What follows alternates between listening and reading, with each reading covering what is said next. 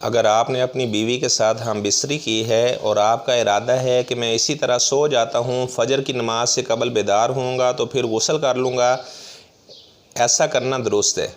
حالت جنابت میں آپ سو سکتے ہیں، لیکن اس سے قبل آپ کو وضو کرنا پڑے گا۔ حضرت عائشہ صدیقہ رضی اللہ تعالی عنہا فرماتی ہیں، آپ صلی اللہ علیہ وسلم اگر حالت جنابت میں سونے کا ارادہ کرتے توضأ وضوءہ للصلاۃ قبل ان ینام، آپ صلی اللہ علیہ وسلم پھر نماز والا وضو کر لیا کرتے تھے۔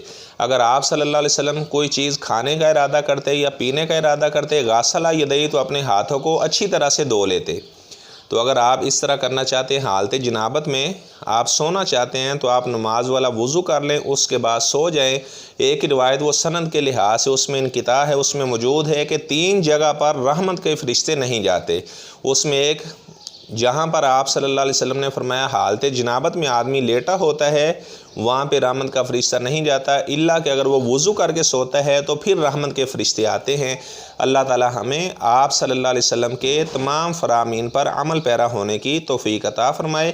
یہ جو روایت میں نے بیان کی ہے ڈسکرپشن میں درج کر دی جائے گی، آپ وہاں سے پڑھ سکتے ہیں۔ سنن نسائی شریف کی یہ روایت ہے۔